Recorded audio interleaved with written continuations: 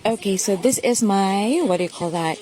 My out of the blue late night blah blahs before I go to sleep. But this time I'm not going to sleep. I am going to get ready for my work. I'm covering for someone's shift. Anyway, so maybe it's time for me to open up my annulment. Ta-da! Wait lang. Saan reply yan eh? Okay, so back in 2020, I spoke with one of my friends who is a lawyer. Tapos kana nga lawyer, he's a good friend since high school.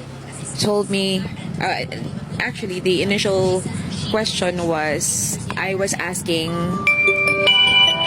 about the annulment for a friend nga nasa States. So I asked, uy, kanang what should the person do if he or she files for a divorce in the US and then ganahan siya nga if mo take effect na sa Pilipinas. So he told me the legalities of it, and then after that he told me nga, hey, ikaw ba bata pabaya ka? Ato nga tayo bata pabaya ka? Ganahan ka, file na lang sa annulment kay sayang mampud nga kanang na-stuck ka sa ka non-functioning nga marriage without kanang mura kagway lusot or something, or wala kay choice. So I'm giving you the choice nga ngani mag-file tag annulment para nimo sad. Ko nga uy, okay, kwarta ingon ko sa iya ha. And he told me, uy, di na problema kay amigo tika, we can work around, you know, the payments and all.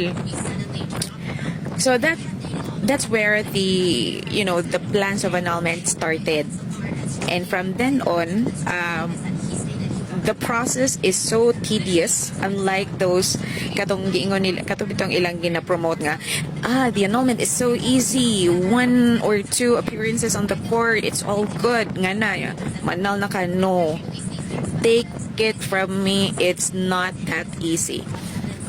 First of all, you have to gather all the kind of papers, birth certificate, marriage certificate, certificate of residency, and what have you.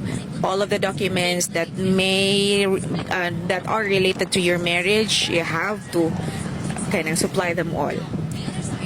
That's not one of the hardest part. The second that's not the only hard part sa kind of annulment. The second of it is you have to tell your love story.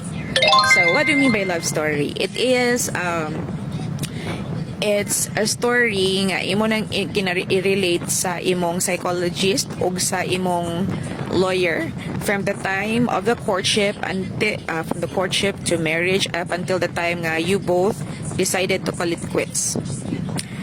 There's psychological evaluation, and then more paperwork, and then court appearances. Now, let me tell you about the court appearances. It is not easy. Why? Because the court usually sets a date to which you have to be present, ang petitioner mismo. Because if you're not present on that day, it will be dismissed. It may be dismissed. Now, there were times when we went there, me, my lawyer, and then, it's very expensive because ang court is at the city, na ako sa town na mo, like 1 hour away. So I have to ask my dad to drive me to the courthouse and then meet there. So gas, kaon, usahay, I have to go overnight pa lang din dito sa city. So kay early morning among hearing, and there are times nga ingon ana nga ma-postpone pa jud ang hearing. Why? Is because baka siya ng prosecutor not feeling well si judge, or naay importanteng lakaw si prosecutor or si judge ingon ana. So the process took almost 3 years, but luckily it went through. I was so happy, I was so ecstatic that my annulment had gone through. Pero I lost most of my savings. Actually, if not most, all of them. all of my savings because I have to pay because I was the petitioner. I petitioned for an annulment. The cost is, mingon sila nga, it's only 150 or 50,000 or 150,000 and it's all good. No. Let me tell you, that is not true. And if you refute me on that, it's up to you. I don't know where you're from, and I don't know kung ano sa mga judicial process na sa inyong probinsya. But in our end, it's not cheap. So I almost drained all of my savings, and naadjay mga kuan kay kanang mingon sila nga ingon ani ra nga amount. That's only an attorney's fees or the acceptance fee.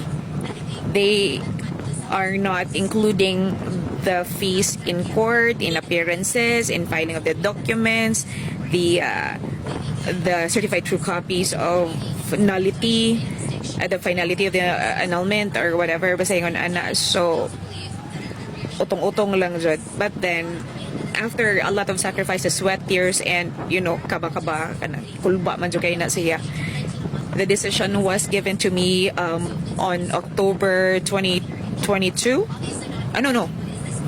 2023. I was in a salon doing my girly thing, and then my lawyer texted me that, hey, the annulment pushed through, congratulations. I was so happy, nang libre ko sa mga empleyado sa salon. And then, but it did not take effect until the following year, which was 2024. I went to, when I got my finality, katong sa decree of finality, decree of nullity, decree of nullity, I flew all the way to Manila in Pasay, where our marriage was filed, the marriage contract, and then I had ning ato ko dito, gi-file na ko dito, and it was so easy. Kudos to the Pasay City sa Pasay City Hall, efficient ilang kuan services dito as a government. And then fast forward to today, luckily I was able to have most of my 75% ata or 80% of my kanang IDs changed. I have my driver's license already. I have my national IDs, SSS, important things, PhilHealth, what have you.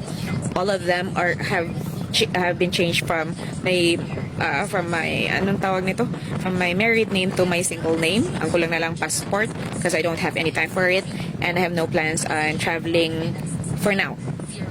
Okay, so I think that's all for today, and I gotta prepare for my overtime.